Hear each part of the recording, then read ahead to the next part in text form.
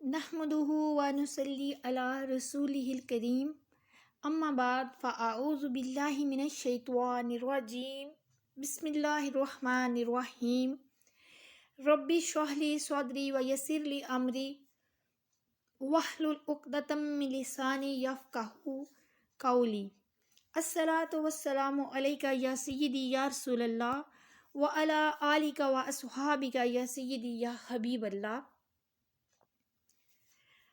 آج ہم سورہ فاتحہ کی تفسیر کا آغاز کریں گے۔ سورہ فاتحہ کا تعارف مضامین تو آپ پڑھ ہی چکی ہیں، آج ہم اس کی آیات کی تفسیر پڑھیں گے۔ سورہ فاتحہ کی سب سے پہلی آیت الحمد للہ رب العالمین، اس کا ترجمہ ہے کہ تمام تعریفیں اللہ ہی کے لیے ہیں جو تمام جہانوں کا رب ہے، یعنی کہ کل تعریف، کل حمد و ثنا اور کل شکر سب اللہ ہی کے لیے ہے۔ اب وہ اللہ کون ہے؟ وہ اللہ رب العالمین ہے جو تمام جہانوں کا مالک اور پروردگار ہے۔ یہاں پہ دیکھیں کہ الحمد دو معنوں میں استعمال ہوا، ایک اللہ کی تعریف اور دوسرا شکر۔ حمد کے معنی ہے کہ کسی کی اختیاری خوبیوں کی بنا پر اس کی تعریف بیان کی جائے، اور شکر کی تعریف یہ ہے کہ کسی کے احسان کے مقابلے میں زبان، دل یا اعضاء سے اس کی تعظیم کرنا۔ اور ہم چونکہ اللہ تعالیٰ کی حمد عام طور پر اس کے احسانات کے پیش نظر کرتے ہیں، اس لیے ہماری یہ حمد شکر بھی ہوتی ہے۔ ظاہر ہے کہ حمد کے معنی اللہ کی تعریف اور توصیف ہے، تو حمد کا مطلب شکر بھی ہے۔ تو دیکھا جائے تو حمد اور شکر اللہ کی تعریف ہی ہے کہ ہم اس کے انعامات پر اس کا شکر ادا کرتے ہیں، کہ اس کی تعریف ہی بیان کی جا رہی ہوتی ہے، اور تمام تعریفوں کی مستحق ذات صرف اور صرف اللہ رب العزت کی ذات ہے۔ اللہ رب العزت کی حمد و ثنا کرنے کے بہت سے فضائل ہیں، کچھ چند ایک میں حدیث آپ کے ساتھ شیئر کروں گی۔ صحیح مسلم میں ہے، حضرت انس بن مالک رضی اللہ تعالیٰ عنہ روایت کرتے ہیں کہ حضور نبی اکرم صلی اللہ علیہ وآلہ وسلم نے ارشاد فرمایا کہ اللہ تعالیٰ بندے کی اس بات سے خوش ہوتا ہے کہ وہ کچھ کھائے تو اللہ تعالیٰ کی حمد کرے، اور کچھ پیے تو اللہ تعالیٰ کی حمد کرے۔ اسی طرح ابن ماجہ کی ایک روایت ہے، حضرت جابر بن عبداللہ رضی اللہ تعالیٰ عنہ سے روایت ہے کہ حضور نبی اکرم صلی اللہ علیہ وآلہ وسلم نے ارشاد فرمایا کہ سب سے افضل ذکر لا الہ الا اللہ ہے، اور سب سے افضل دعا الحمدللہ ہے۔ ابن ماجہ کی ایک اور روایت ہے کہ حضرت انس بن مالک رضی اللہ تعالیٰ عنہ روایت کرتے ہیں کہ حضور نبی اکرم صلی اللہ علیہ وآلہ وسلم نے ارشاد فرمایا کہ جب اللہ تعالیٰ اپنے بندے پر کوئی نعمت نازل فرماتا ہے اور وہ نعمت ملنے پر الحمدللہ کہتا ہے، تو یہ حمد اللہ تعالیٰ کے نزدیک اس دی گئی نعمت سے زیادہ افضل ہے۔ یہاں ہم نے الحمد کے معنی پڑھے، اور حدیث پاک میں بھی اس کی فضائل پڑھے۔ اگلا جو لفظ ہے وہ ہے للہ، یعنی اللہ کے لیے۔ تو اللہ اس ذات اعلیٰ کا عظمت والا نام ہے جو تمام کمال والی صفتوں کی جامع ذات ہے، اور بعض مفسرین نے اس لفظ کے معنی بھی بیان کیے ہیں، جیسے اس کا ایک معنی ہے عبادت کا مستحق، دوسرا معنی ہے وہ ذات جس کی معرفت میں عقلیں حیران ہیں، تیسرا معنی ہے کہ وہ ذات جس کی بارگاہ میں سکون حاصل ہوتا ہے، اور چوتھا معنی ہے کہ وہ ذات کہ مصیبت کے وقت جس کی پناہ تلاش کی جائے۔ اگلا لفظ ہے اسی آیت کا رب العالمین، سارے جہانوں کا مالک۔ لفظ رب کے بھی کئی معنی ہیں، جیسے کہ سید، مالک، معبود، ثابت، اور بتدریج مرتبہ کمال تک پہنچانے والا۔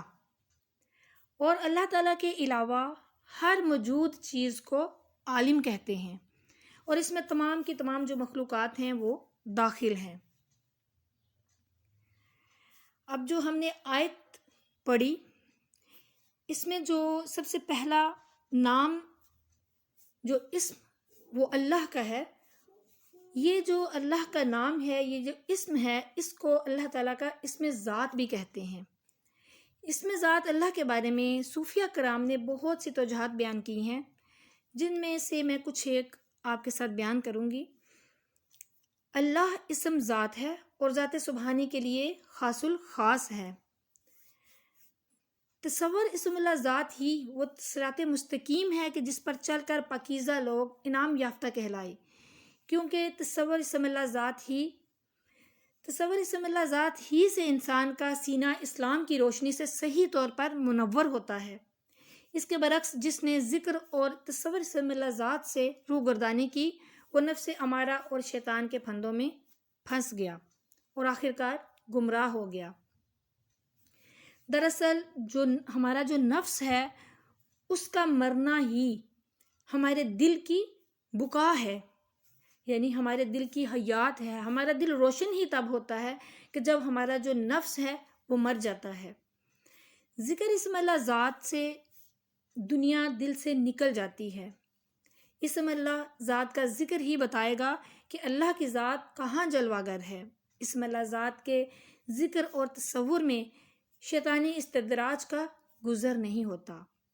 جو طالب ہر وقت ذکر اور تصور اسم اللہ ذات کرتا رہے گا، اس کے ذہن میں ہر وقت اسم اللہ ذات ہی رہے گا، وہی اس کی دلیل بھی بنے گا۔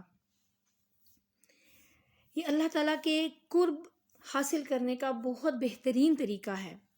اللہ تعالیٰ کے قرب، مشاہدہ، وصال اور لقاء کا راستہ بغیر ذکر اور تصور اسم اللہ ذات کے ہرگز نہیں کھلتا۔ اللہ تعالیٰ تک پہنچنے کا اس کے سوا اور کوئی راستہ بھی نہیں۔ اسم اللہ کا ذکر ایسا عمل ہے جو انسان کے دل میں نور ایمان پیدا کرتا ہے۔ یہ اسم اللہ کا ذاتی اسم ہے اور ذات پاک کے لیے مخصوص ہے۔ یہ لفظ کسی سے نہیں بنا اور نہ ہی اس سے کوئی اور لفظ بنتا ہے۔ اللہ عین ذات کی طرح اسم اللہ بھی احد ہے، واحد ہے اور لم یلد ولم یولد ہے۔ یہ اللہ کا ذاتی اسم ہے جس کے ورد سے بندے کا ذاتی بارِ تعالیٰ سے خصوصی تعلق قائم ہو جاتا ہے۔ اور یہ جو اللہ تعالیٰ کا نام ہے، اسم اللہ، یہ قرآن پاک میں 4000 مرتبہ آیا ہے۔ عارف باللہ جو فقراء ہیں، ان کے نزدیک یہ جو اللہ کا اسم ہے، یہی اسم اعظم بھی ہے۔ یہ اسم تمام جامع صفات کا مجموعہ ہے کہ بندہ جب اللہ تعالیٰ کو اس اسم سے پکارتا ہے تو اس اسم کی جو صفات ہیں وہ اس میں تمام کی تمام صفات آ جاتی ہیں۔ جب انسان اللہ کو اس کے ذاتی اسم سے پکارتا ہے تو اللہ اپنی ذات سے اس کی طرف متوجہ ہوتا ہے۔ اللہ بے مثل ہے، بے مثال ہے، بے شک، اور اس کی کوئی بھی مثال اور نظیر نہیں ہے۔ سلطان باہو رحمۃ اللہ تعالیٰ علیہ اپنی کتاب قرب دیدار صفحہ نمبر 1 میں اسی آیت الحمدللہ رب العالمین کے بارے میں لکھتے ہیں کہ تمام تعریفیں اللہ کی ذات عالی کو سزاور ہیں، جو تمام جہانوں کا پالنے والا ہے۔ اللہ ہی تمام مخلوقات کو پیدا کرنے والا، تمام رزق کھانے والوں کو رزق پہنچانے والا ہے، اور اللہ ہمیشہ سے ہے اور اللہ ہی ہمیشہ رہے گا۔ یعنی اللہ کی ذات اور صاحب اسم اللہ ذات لازوال ہیں، یعنی کہ ان کو کوئی زوال نہیں ہے، اور نہ اللہ کے سوا کوئی عبادت کے لائق ہے اور نہ ہی کوئی معبود ہے، نہ اس کے سوا دونوں جہانوں میں فی الحقیقت کوئی موجود ہے، اور نہ اسم اللہ ذات کے علاوہ در حقیقت کوئی مقصود ہے۔ اگلی آیت ہماری آیت نمبر 2، الرحمن الرحیم، اس کا ترجمہ ہے کہ بہت مہربان، رحمت والا۔ الرحمن بہت مہربان، رحمان اور رحیم یہ دونوں اللہ تعالیٰ کے صفاتی نام ہیں۔ یہ آپ نے بسم اللہ الرحمن الرحیم میں بھی پڑھے ہیں، اس میں بھی اللہ کے یہ دونوں صفاتی نام کا ذکر ہے۔ رحمان کا معنی ہے کہ نعمتیں عطا کرنے والی وہ ذات جو بہت زیادہ رحمت فرمائے، اور رحیم کا معنی ہے بہت زیادہ رحمت فرمانے والا۔ اب یاد رہے کہ حقیقی طور پر جو نعمت عطا کرنے والی ذات ہے وہ اللہ تعالیٰ کی ذات ہے، کہ وہی تنہا ذات ہے جو اپنی رحمت کا بدلہ طلب ہی نہیں کرتی۔ تو دیکھیں کہ وہ کتنا رحمان ہے۔ ہر چھوٹی بڑی ظاہری، باطنی، جسمانی، روحانی، دنیاوی اور آخروی جتنی بھی نعمتیں ہیں وہ سب کی سب اللہ کی طرف سے ہیں، اور اللہ ہی عطا فرماتا ہے۔ دنیا میں جس شخص تک بھی جو بھی نعمتیں ہم تک پہنچیں، جس تک بھی جو نعمتیں پہنچیں، وہ سب اللہ کے لیے ہیں، اللہ کی رحمت ہی سے ہیں، کیونکہ کسی کے دل میں رحم کا جذبہ پیدا کرنا اور رحم کرنے پر قدرت دینا، نعمت کو وجود میں لانا اور دوسروں کا اس نعمت سے فائدہ اٹھانا اور فائدہ اٹھانے کے لیے اعضاء کی سلامتی کی دعا کرنا، یہ سب کچھ اللہ ہی کی طرف سے ہے۔ جو عرب ممالک ہیں ان میں جو سب سے زیادہ معروف نام تھا وہ اللہ تھا۔ تو جب قرآن پاک نے رحمان کا تذکرہ کرنا شروع کیا، یعنی کہ قرآن پاک میں جب رحمان لفظ آیا تو وہ لوگ حیران ہو گئے اور کہنے لگے مر رحمان، یہ رحمان کیا ہوتا ہے؟ تب پھر سورہ بنی اسرائیل آیت نمبر 110 میں فرمایا گیا کلد اللہ و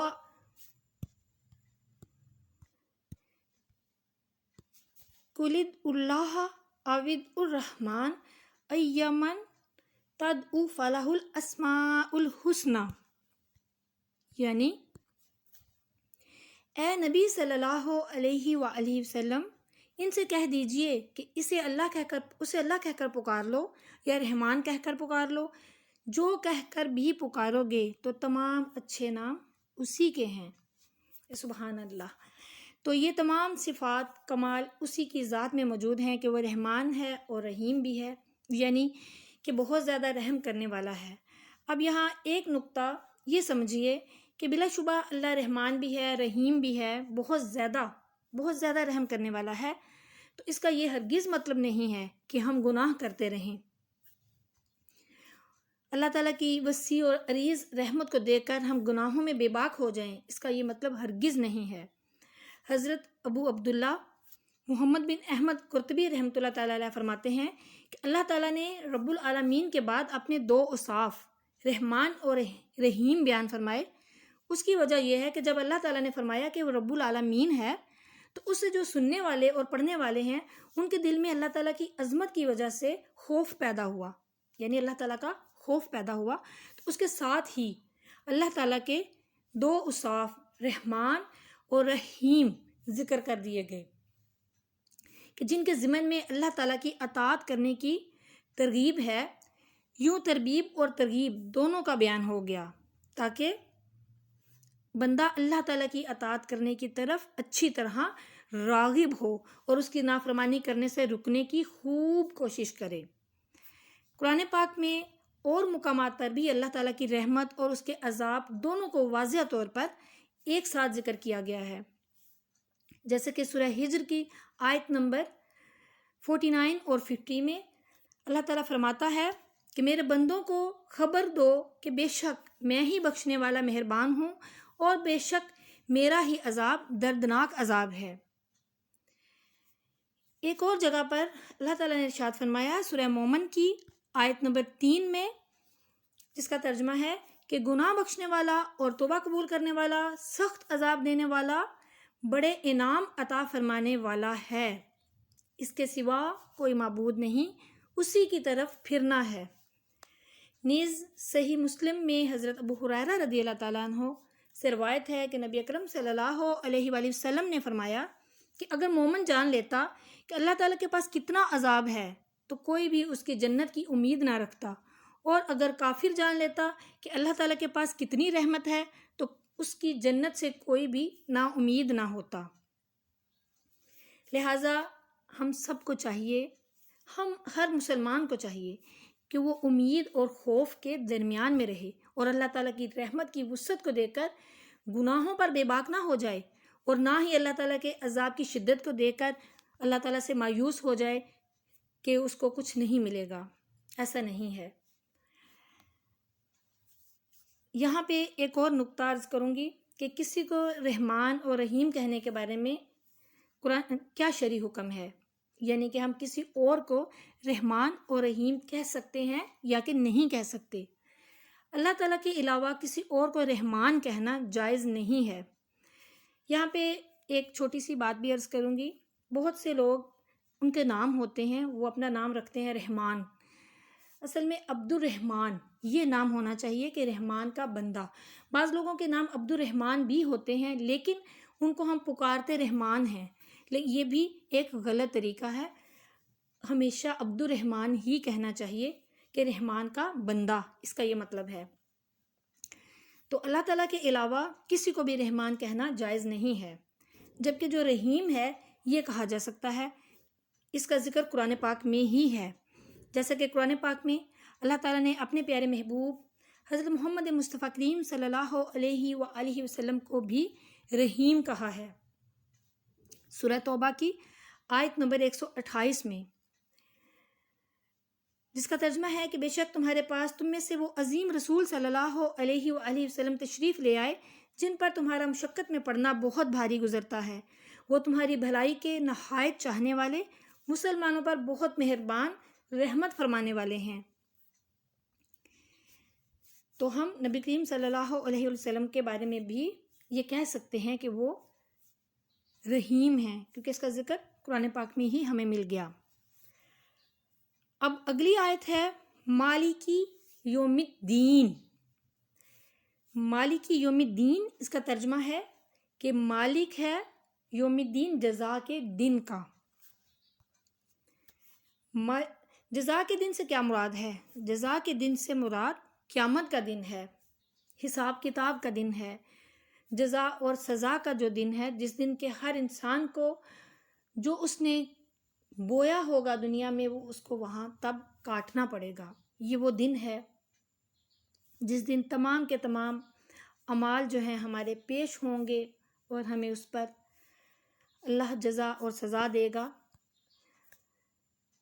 اس دن نیک اعمال کرنے والے مسلمانوں کو ثواب ملے گا اور گناہ گاروں اور کافروں کو سزا ملے گی۔ اس کو جزا کا دن کہتے ہیں۔ اور جو مالک ہے، مالک کسے کہتے ہیں؟ مالک اسے کہتے ہیں جو اپنی ملکیت میں موجود چیزوں میں جس سے چاہے تصرف کرے۔ اللہ تعالیٰ اگرچہ دنیا اور آخرت دونوں کا مالک ہے، لیکن یہاں قیامت کے دن کو بطور خاص اس لیے ذکر کیا تاکہ اس دن کی اہمیت جو ہے نا وہ ہم سب کے دل میں بیٹھ جائے۔ نیز دنیا کے مقابلے میں آخرت میں اللہ تعالیٰ کے مالک ہونے کا ظہور زیادہ ہوگا، کیونکہ اس دن کسی کے پاس ظاہری سلطنت بھی نہ ہوگی جو اللہ تعالیٰ نے دنیا میں لوگوں کو عطا فرمائی ہوئی ہے۔ اس لیے یہاں خاص طور پر قیامت کے دن کی ملکیت کا ذکر کیا گیا ہے۔ اور اب دیکھیں کہ گرامر کی روح سے یہاں پہ سورہ فاتحہ کا ایک جو جملہ ہے، ایک جو مضمون ہے وہ مکمل ہو گیا۔ کیسے مکمل ہوا؟